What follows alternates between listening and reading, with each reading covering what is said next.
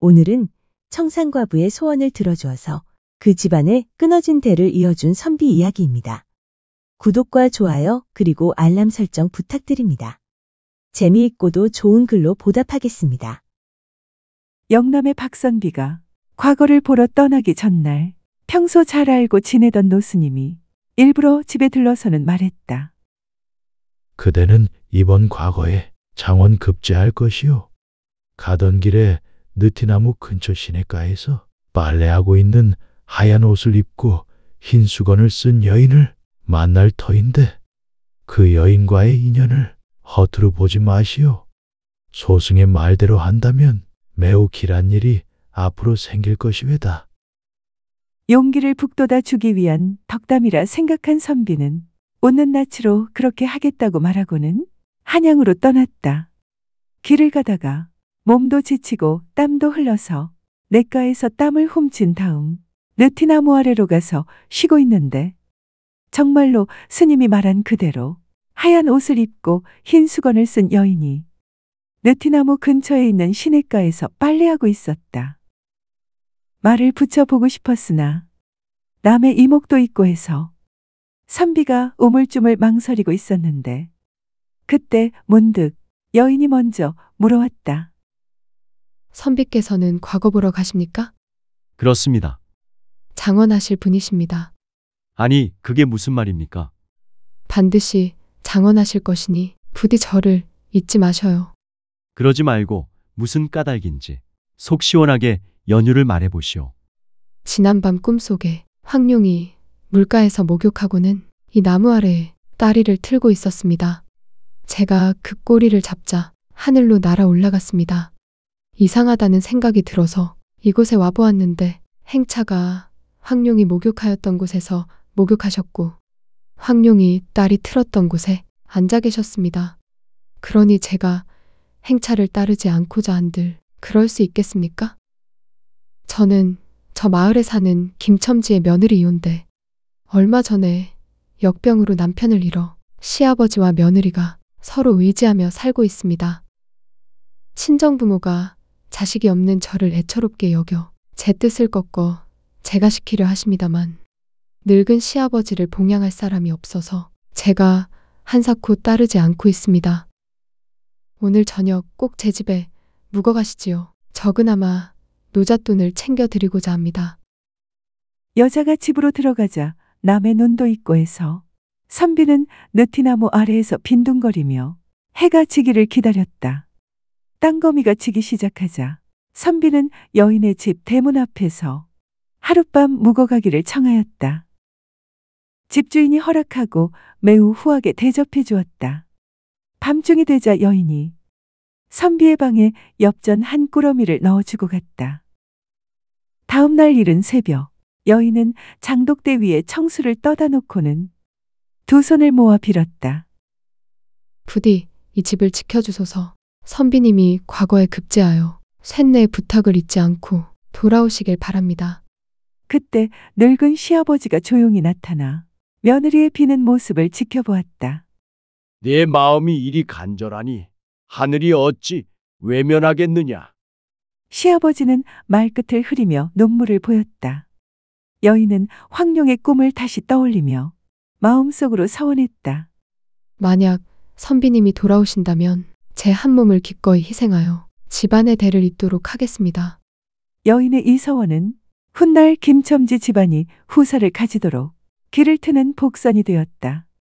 다음 날 아침 선비가 길을 떠났다. 여인의 기원 때문이었을까? 선비는 정말로 장원을 차지하였고 성균관 전적에 임명되어 고향으로 돌아가게 되었다. 꿈에 노승이 나타나더니 말했다. 과거 길에 만난 흰옷을 입은 여인, 그 인연을 헛되이 하지 마시오. 그대가 얻은 벼슬은 그 여인의 서원 덕택이요. 그대의 복은 그 집안과 함께 해야 오래 간다오. 꿈에서 깬 선비는 문득 물가에서 만난 여인의 말과 그녀가 꿈속에서 본 황룡의 딸의 이야기를 떠올렸다. 그 순간 과거 급제의 환희보다도 더 깊은 책임감이 마음에 깃들었다. 그리하여 선비는 귀향길에 다른 육아 요청을 물리치고 곧장 김첨지의 집을 향하게 되었으니 이는 하늘이 맺어준 인연이라고 여겼기 때문이었다. 멀리서부터 집까지 피리 소리가 들려오기에 여인이 집 뒷산에 올라가 바라보니 과연 신은이 오고 있었다. 여인을 따라온 동네 아이가 물었다. 무엇 때문에 저 손님은 여기에서 육아하는 걸까요? 여인이 말하였다. 내가 어찌 알겠니? 조금 뒤 육아 행렬이 곧장 여인을 향해 왔다. 짝을 이룬 일산이 바람에 나부끼고 어사화가 반짝거렸으며 따르는 이들이 구름같이 많았다. 영남 선비의 행렬임을 여인이 알아채고는 기쁨의 눈물을 쏟았다. 선비가 바로 김첨지의 집에 당도하여 말하였다. 지난번에 머물고 갔었는데 다시 받아주시겠소이까? 김첨지가 매우 기뻐하며 곧장 안으로 들어가 청소한 다음 선비를 안방으로 들게 하였다. 그런 다음 며느리에게 술과 안주를 차려오도록 하였는데 여인은 이미 준비해 놓았다. 저녁 식사 후에 술자리를 베풀고 놀이판이 벌어지니 온 마을 사람들이 다 모였으며 하인들에게도 매우 후하게 베풀었다. 주인 김첨지가 급제자에게 술을 권하며 말했다. 시골 동네에서는 평생 보지 못할 일이라 오늘은 더없이 영광스러운 날입니다. 어른, 아이 할 것 없이 모두가 하루 더 머무르시기를 바라고 있습니다. 집안의 젊은 며느리가 청산과부가 되어 눈물로 세월을 보내고 있었는데 이제야 비로소 눈썹을 펴고 입을 열어 마음을 달래게 되었습니다. 하룻밤 더 묵으시면서 하늘과 같은 은혜를 베풀어 주시기를 바랍니다. 집에 가서 해야 하는 잔치인 도문연과 영분이 매우 급하기는 하지만 주인 어른의 뜻을 저버릴 수 없으니 그렇게 하겠습니다.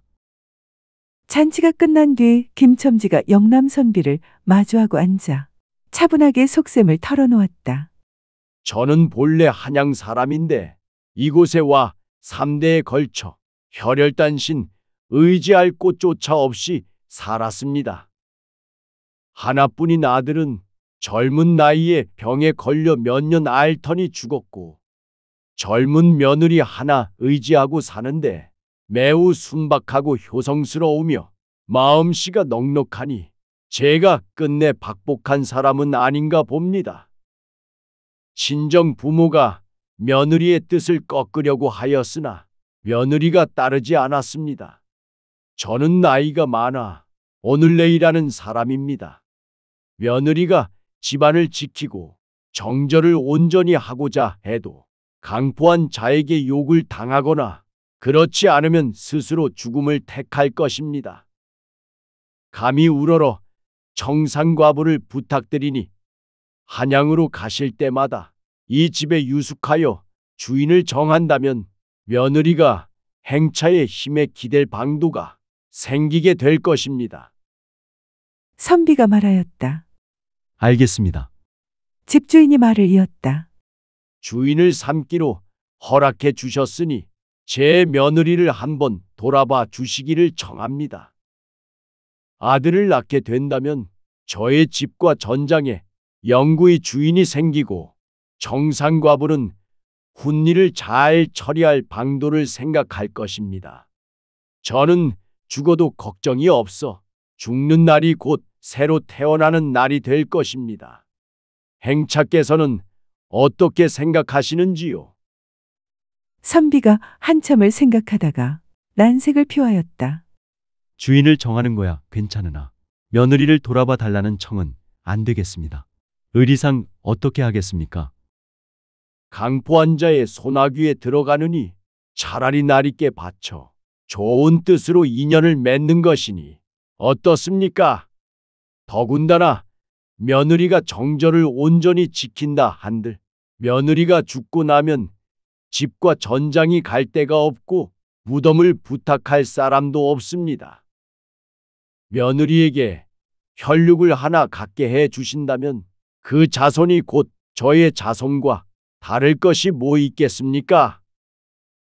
명색은 시아버지와 며느리이지만 우리 사이의 정은 아비와 딸 사이나 마찬가지라 속마음이 서로 통합니다. 이미 며느리와 함께 충분히 의논한 일입니다. 주인장의 마음은 참으로 애처롭고 주인장의 생각은 참으로 깊습니다. 저에게 해가 되더라도 굽히고 따라야 할 일이거늘 더구나 해가 없다면야 더 말할 것이 있겠습니까? 그날 밤 선비가 여인과 동침하였고 그 다음 날도 묵었다. 주인은 선비에게 백냥을 노잣돈으로 선물하였다. 선비는 도문연을 치른 뒤에 한양으로 돌아가서 관직을 살았다. 1년이 지나 영남 선비가 돌아와 보니 여인은 이미 아들 하나를 낳았다. 김첨지가 아껴서 기르며 외손자라고 불렀으니 며느리를 며느리가 아니라 자기의 친딸로 여겼기 때문이었다. 김첨지는 천수를 누리고 죽었는데 영남 선비가 예법을 따라서 장례와 제사를 치러주면서 김여인이 생산한 아들에게 의례를 주관하게 하였다.